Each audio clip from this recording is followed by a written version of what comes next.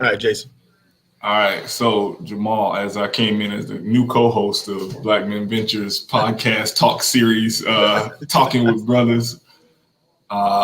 So after you transitioned from Florida A&M University, right? You talked a little bit earlier about going into corporate America because that was the trajectory that your father talked about, right? Mm-hmm. What was that shift, and what would you tell your younger self as you make that shift? I think the one thing that I would tell my younger self, very similar to the theme that we were talking about earlier, right, was not to allow anybody to put limits on you or define what your limitations should be, right? I think oftentimes growing up as Black men, we are told that we have to act a certain way, look a certain way, be a certain way in order to get certain things done, right? My dad always told me you have to be 10 steps ahead in order to even get half of anything, right, that other people may have or things of that nature. And even then, people can still put those limitations on you in terms of what it is that you may have. No matter how perfect I may be, no matter how groomed I may be, there's still maybe limitations that come along with that, right? And so those were things that when I was younger, I would always express certain goals to certain people, right? For example, wanting to try and get to a 6-figure salary. And that was, some people would look at me like I was crazy because that was such an unattainable goal for certain people because of their upbringing, because of their background, because of their own personal limitations. And I would absorb those things into myself to say, well, dang, I guess this isn't a thing that's actually possible for me to do. And it would oftentimes manifest in some types of being discouraged or even tripping myself up or getting sidetracked from my own type of path or journey, right? And so I think for me, once I really, really embraced who I was, because I thoroughly believe that like that's everyone's superpower, right? Being who you are unapologetically. Once I actually learned to love myself, appreciate myself, acknowledge the skills that I have, and stop trying to hide behind what people wanted me to be, that's when things really started to skyrocket for me, right? But then that's when I also started to realize as much as I did grow in corporate America, and don't get me wrong, I learned a lot in corporate America. It actually was one of the foundational things that helped me launch my business and make it as strong of a brand as what I feel like it grew to be so quickly. It's one of those things where I still didn't want to be boxed in, right? I didn't want to feel like my creativity was being limited, or I didn't want to feel like I couldn't say or express myself in certain ways on certain things or certain views solely based on where I was. And when I started to feel those limitations even more, especially as I got older, I started to feel suffocated. And I was just like, I need an out. I need something different, right? I need to feel like myself. And that's really one of the biggest things that this brand has allowed me to do. And I'm very excited to see how it will allow me to do it even more in the years to come. At what point, if I can ask you this question, because I hear you work corporate America, and a lot of us do, at what point did you realize that it was time to make that shift? Because all of us have these different opinions, like when is the actual time, or how long you should be in corporate America before you try to actually do your own thing. Did it happen organically for you, or did you just know it was time after 10 years, 15 years? Like, I'm interested to know that. I feel like it was probably more organic than anything, right? Okay. I think especially in corporate America, the higher you climb up the ladder, the more ranks you get or whatever, the higher your title may be, the more bureaucracy and politics you have to deal with, right? And I'm the type of person where, yes, I can do it, but it's incredibly exhausting for me. And I reached the point where I didn't want to have to waste that much time and energy on stuff that didn't matter to me as much, right? Like, I'd rather waste that time and energy on my twins and helping them and learning them and teaching them and growing them and setting an example for them and giving them a level of creative freedom that they could have that some of us weren't allowed when we were younger, right? And so I think from that perspective, as my kids are getting older and I'm noticing how they're growing and changing every day, that fed into that organic nature where I was just like, okay, I need to change some things and I really need to just figure out what I want to focus myself and my time and my efforts in. Okay. Torrence, Torrence, you're in the house. I made it, man. Technical difficulties, which sucks because I'm a software engineer, but I made it, man. I made it. Glad I could join you fellas. Glad I could join. Awesome, man. So you already know Pedro, Jason, and Jamahl from the first cohort of Black Men Ventures. So we're just diving in. We have some technical difficulties also, but we're back. We're just diving in, man. Asking questions. Really wanting to learn more about the process, how they got to where they are. So if you can think of anything, I'm not sure what that noise is.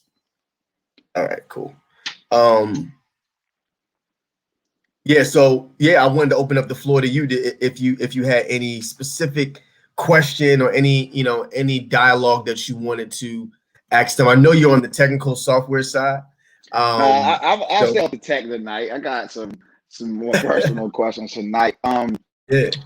What was the first thing that jumped out at you all about how we were presenting this and how it was going to be done, right? Because right, I mean, there's a million accelerators out there, right? Like there are 1,000 pitch competitions, but we met weekly. I mean, literally weekly, and put in a lot of hours to make sure that this was received differently, right? So how did you all feel about how we ultimately presented it?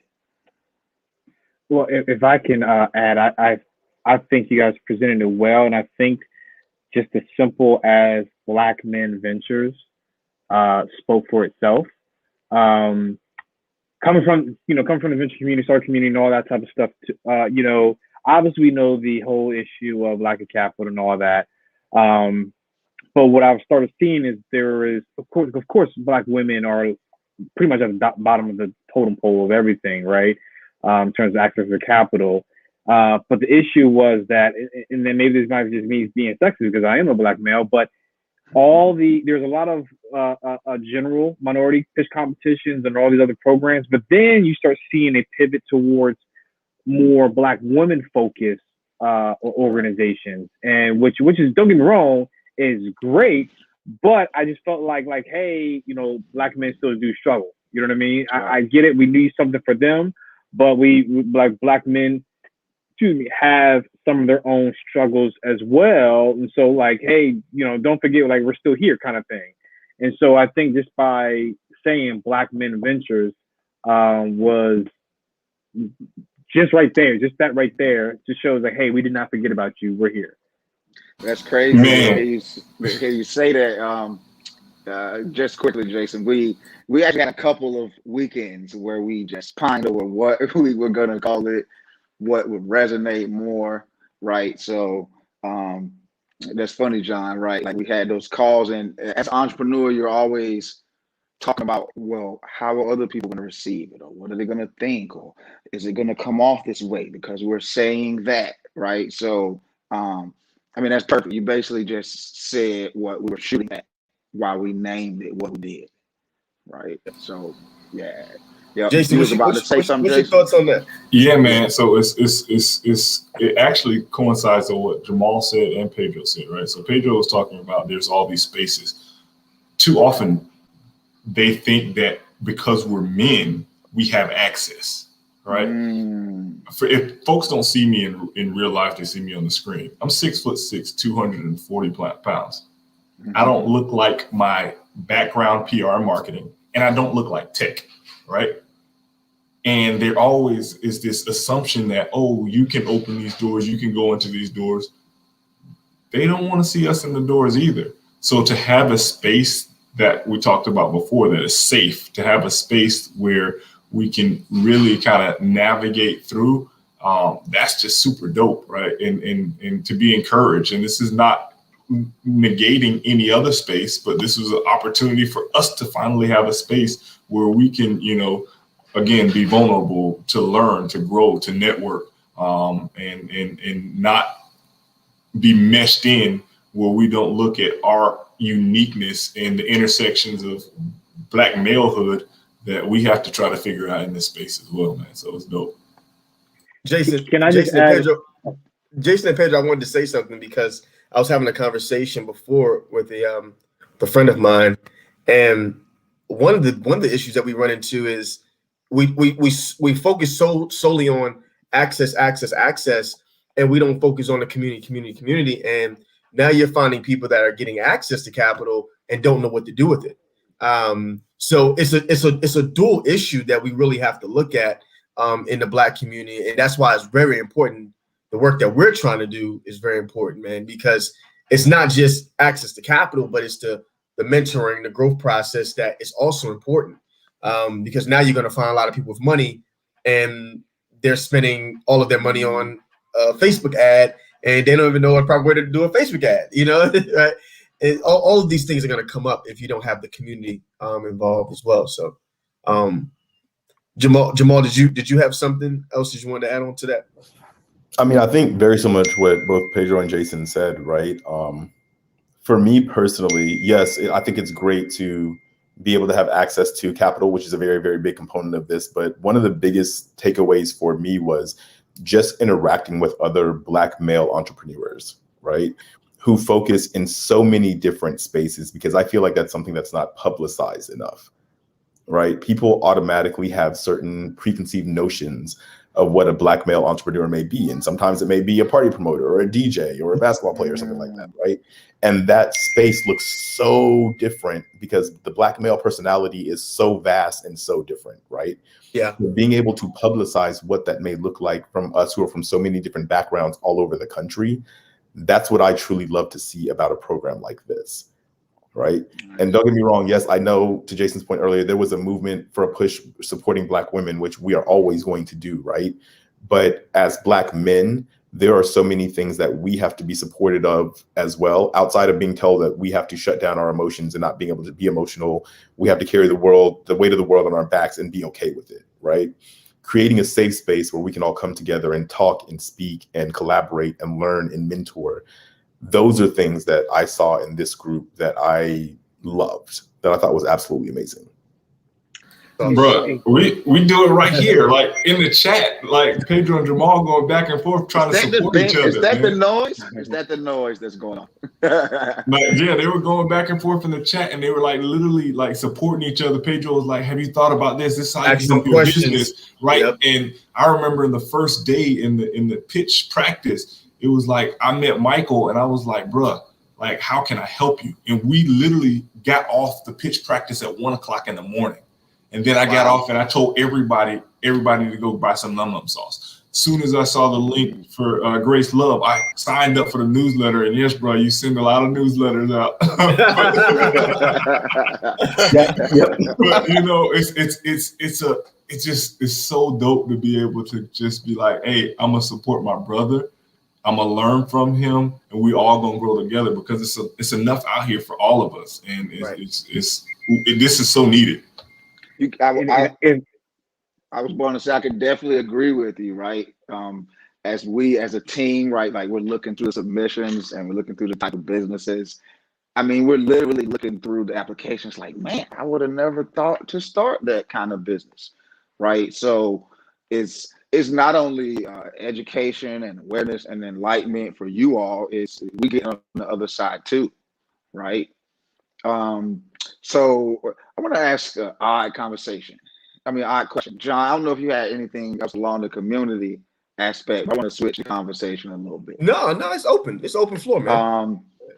How do you all feel about the over sensitivization of entrepreneurship?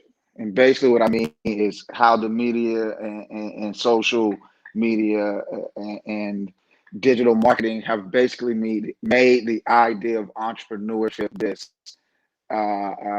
couple noodles type thing, right? Like you put some water in and you heat it up in the microwave and boom, you can leave your job, right?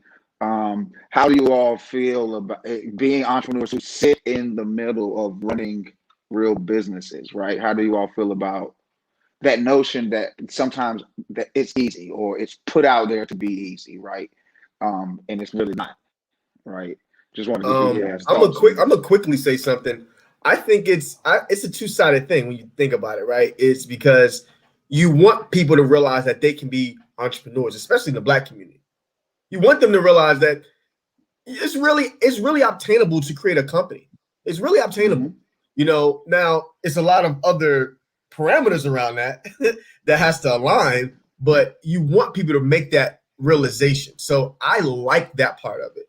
I think you have to be very careful on how it's being promoted and how the entrepreneur is always looked at as driving the fancy cars on boats, and I think that depends on what you're looking at, you know, what you're gravitating to as an individual, because some people may know entrepreneurship is really difficult, depending on if their mama and their daddy do it, and you know if they're in a community already, and some may look at social media. So I like it. I like the marketing of it as being doable, but I think it's risky behavior in some things. Yeah, I think I will echo that. I like it because it shows that I don't know if Jamahl or Jason said, which talked about exposure, because it's exposing us more consistently into this idea. Because you know, I mentioned how I didn't have that around me. I like some of the words Jamahl said earlier too about limitation. You know, in my own meeting, my mother, even though I had a passion for that, my mother said, no, you cannot become an entrepreneur as if I robbed. Like, she got on me about to almost beat my butt as if I robbed the bank. You know, I might as well have the way she went down on me, right? And so it's great to see the narrative, for me, to show that it's positive, because I grew up in an environment where it's a negative thing to do. Like my father, you know, hey, you don't do that, right? But I don't like it in a sense that because it shows it as just as the holy grail for the Black community, especially for the Black community, when it's not. You know, we need you. I know you want to shift away from community, but I think the community, we need a whole ecosystem that has everything. It's not just one all, because we all know, because we all experience entrepreneurship and being a business owner, there's some pros and there's a lot of cons, right? Yes. And if we were to be realistic, based off statistics, we have to be an idiot to become a business owner, right? Based off statistics, right? Because if 50% of businesses fail, why are we going to start a business? If we all talk about how we went to college, and we found out that the graduation rate for this school was 50%, we would not even go to that school. But right. we need we need the community, because we need executives. We need employees. We need all that, because as a small thing, because even if we're an entrepreneur, you know, let's just say someone works at Verizon and you have a product that you're trying to get in the door. We need, hopefully, one of us that's a decision maker that can say, oh, go ahead, Verizon, go ahead and make that contract for that, pay that invoice for that person. That's Correct. part of that ecosystem. Correct. And plus, there's executives or very one of our LPs. I don't know him well, but one of our LPs that are old fund, he was Black from Philly, but obviously he's a well-off guy. But when we want to raise capital, you know, it's okay to go to that executive that's Black or brown who has a nice income, who can easily write that check for you. Right. You know, so we need the employees as well as the business owners to have that healthy ecosystem to operate efficiently for our community. You know, so I'm in favor of it, but sustainable is what I think about.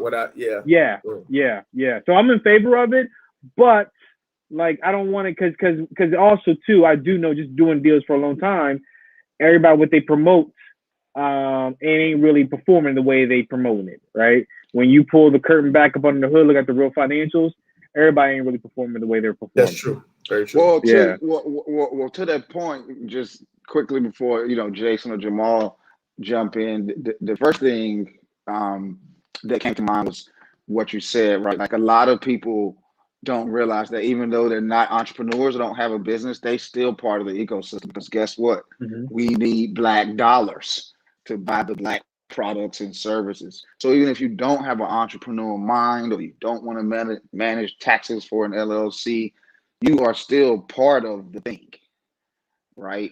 And so you can participate, right?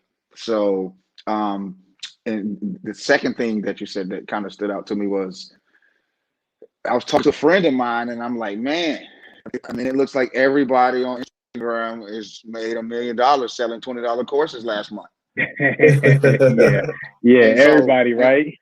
so for me, I mean, I see these things and I'm like, so if everybody's an entrepreneur one day, then who the hell is buying anything, right? But that's just a funny thought that I have. But to your point, right? Like, But you the know reason what, Torrence? You know what, Torrence? I think that's a good point that you wanna really think about, is because I think, and not to come at you, I'm gonna come at more so the Black community, is we sometimes don't lean in with abundance.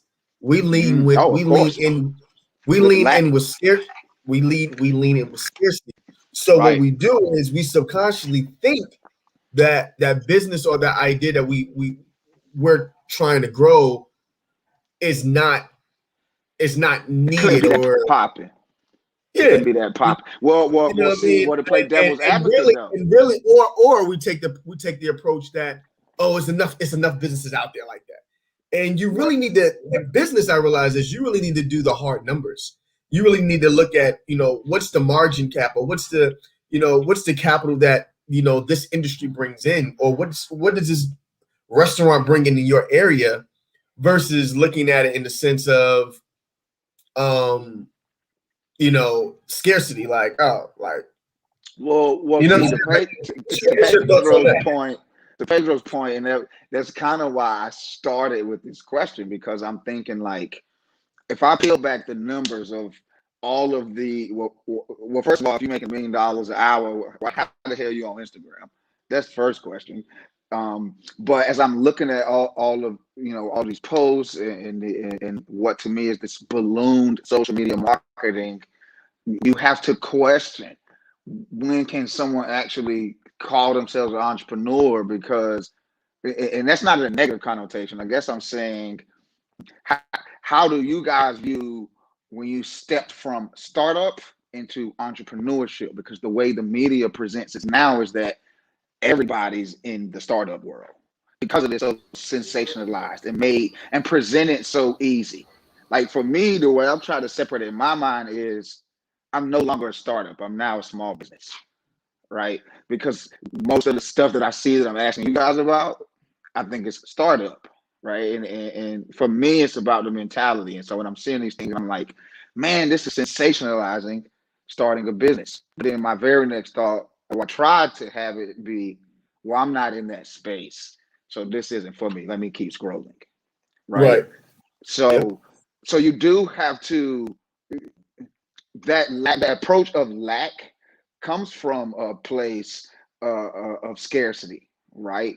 We just Correct. generationally are more questioning of something that was produced from someone that came from nothing, right? Like, you're Right. Black, you don't have anything. How did you build that? How did it Right. get that far? How did you gross that much money? I know you started with zero, right? So I didn't even And think that's why, about that but until that's you why the said that. conversation, I think the conversation around community is so much even deeper than just what all the entrepreneurs need as a community. It also ties down into, who are you pouring into, or what community are you active in your community? So these concepts and ideas, I mean, it would take a lifetime for us to kind of dig through all of them. I think the more important thing in us is, are we able to improve on the opportunities and decisions that our previous generation made in the business realm? I see it's like more of us going into stocks. Like, can we improve on business? Can we improve on the mistakes that we made in the previous generation? Can we enter industries that we didn't have access to before, right? And Right. I think that mentality is created with abundance, and us knowing that, oh, I was just listening to entrepreneurship podcast, and it was a company talking about mining. It was like, yeah, but you would never know nothing about mining because your dad or your uncle or your brother never were in mining. Don't But know mining nothing. is a global industry, right? And it's like, Right. I find that very interesting, because now for me, if I want to create a business, I would never think about mining. But how do I get to that point? I'm gonna have to go to OTV Academy, find somebody that did some mining, Well, and it goes back to what you said. You have to see it in the community you're part of, right? Right. You have to see someone start one of these high growth, high value, high capital businesses that we are usually generationally shut out of. We got to see that happen. So you can say to yourself, he started a mining company, I can do it. He's black, he looks like me, right? So, I mean, everything we say on that keep coming back to one word, right? It's community, basically. Well, Right? Torrence, to your question, it's kind of going down the path that Pedro was going, right? It's not for everybody, and that's okay. Right. And the thing I think I don't like about the social media push on entrepreneurship is like you're shamed if you don't go into entrepreneurship. You're shamed if you don't start your own business. Like, this is real deal work. And if you look at just going back to the statistics, right? There's small business. The SBA says there's 30 million small businesses, but the majority of them are one employee. So you literally created yourself a job. You didn't start a business. You didn't create the systems that go into creating a business. So it's very challenging to do this. And again, going back to that community space, we need everyone in there. If someone starts a farm, we need people to work on the farm.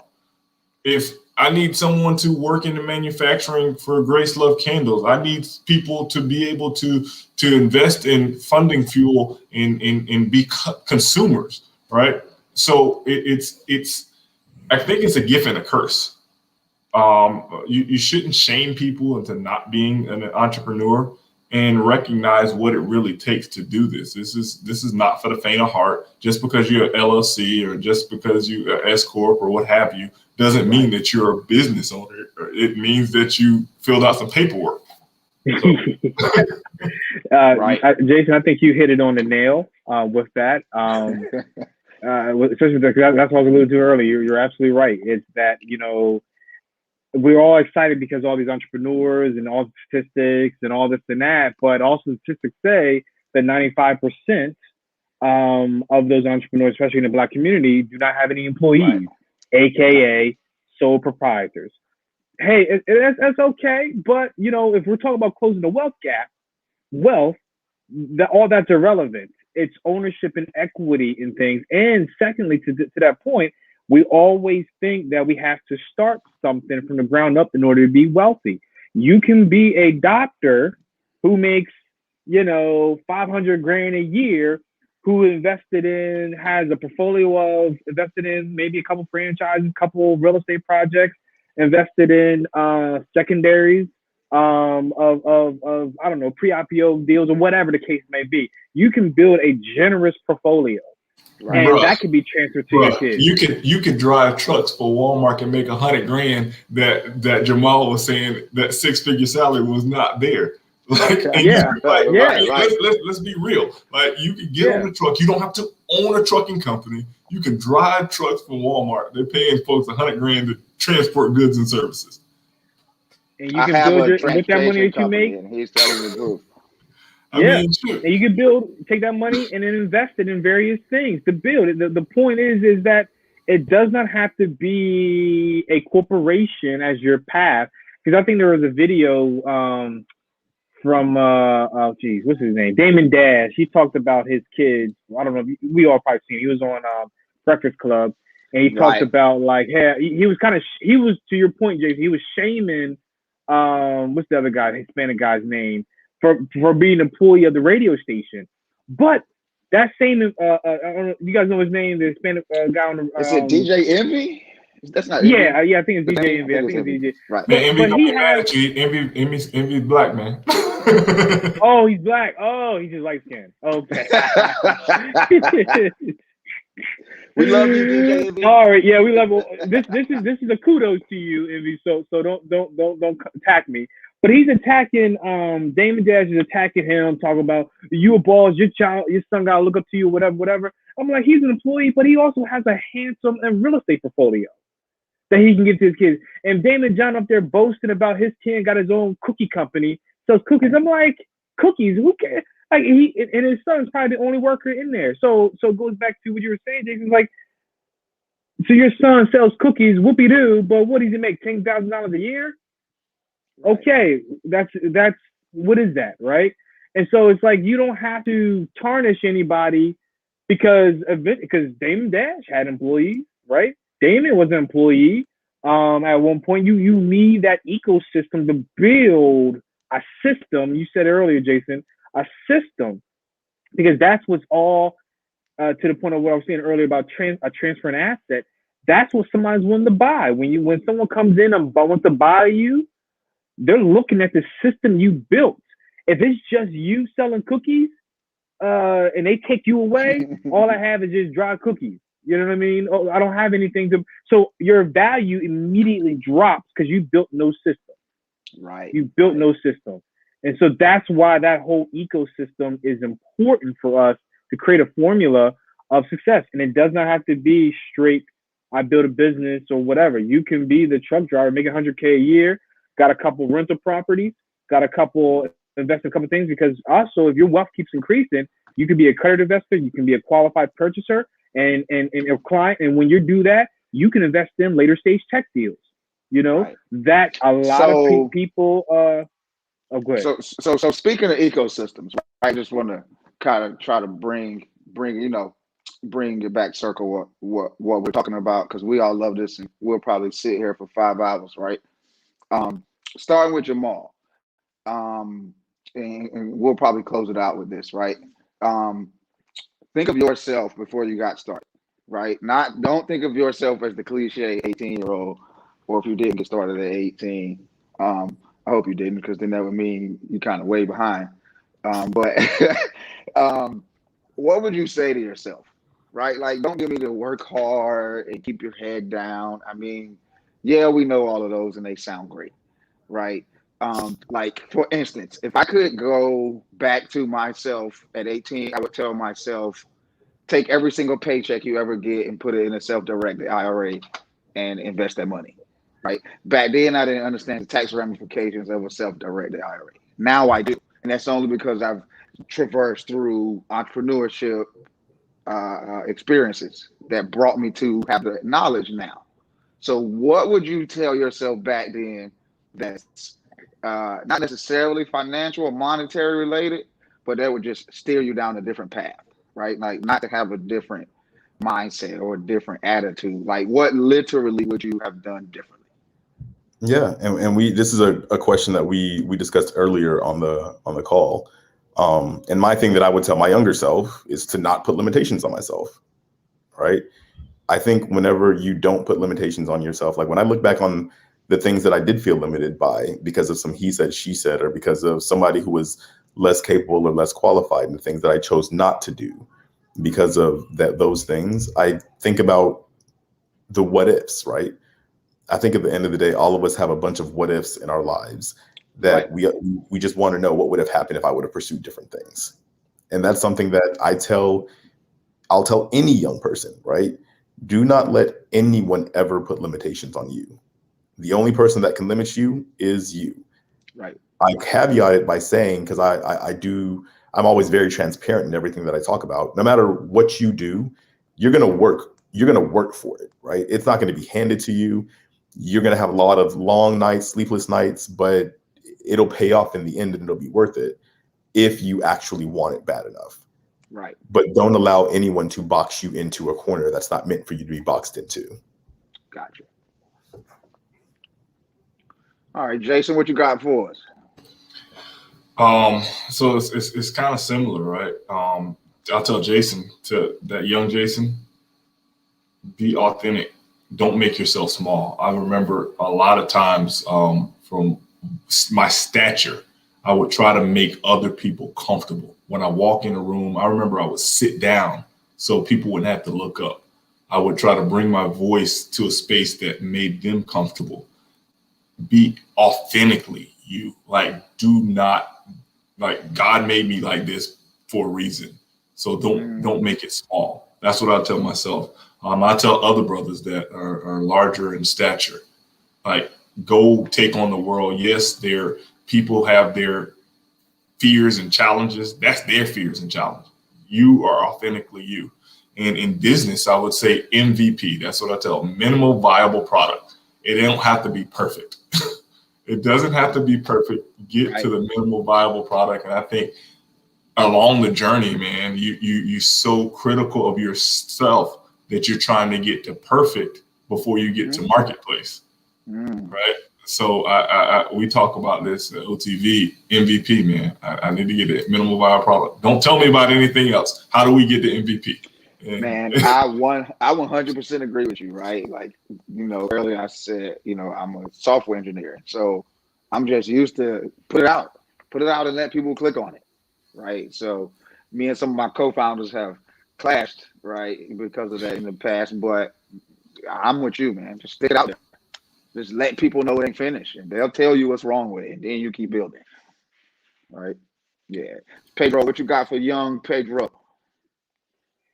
Yes, it's kind of similar to what Jason and Jamahl said a little bit, and I answered earlier, but I'm actually going to just tweak it and just basically say it's for personal and for business, but the same quote is basically saying, Pedro, you're good enough. Even in business, it's good enough. So it's similar to like the MVP. It's good enough. It doesn't have to be perfect, because I think, from what Jamahl said about limitations, you come up with limitations, you can't do nothing. So you feel like you're not adequate, you're not good enough to do whatever that big opportunity that your vision that you have. Right. And then secondly, even if you feel like you might be able to do it, you feel like you have to perfect it, because you know that if you make a mistake, you're going to have all these other people come at you from the other side, say, I told you so, you ain't worth nothing, or whatever. So that the perfectionist side comes out. Like, you want to make sure it's 99.9% correct before you even do anything. And when we all know in reality, nothing's never 99% perfect. Well, actually 100% is perfect, but you guys get what I'm saying. So basically, it's just, Pedro, you're good enough. You're good enough. Okay. All right. Well, I just want to say thank you to you brothers, right, for spending your Wednesday night with us, to talk about your businesses and Black Man Ventures. All three of these businesses are currently live at Razorify. That's razorify.co. You can go and vote with your dollars, right? Our decisions are community driven. So we have a vote with your dollars model. The most impressive business will get your dollars, right? So again, that's razorify.co. Thank you all for joining us, and we'll be in touch. Thank you.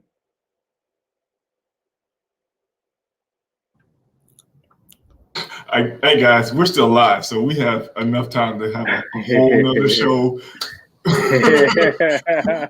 we can make it. We can make it the Pedro, Jamahl, and Jason show and go wow and tell everybody. I'd watch that show. Yeah. The Jason show.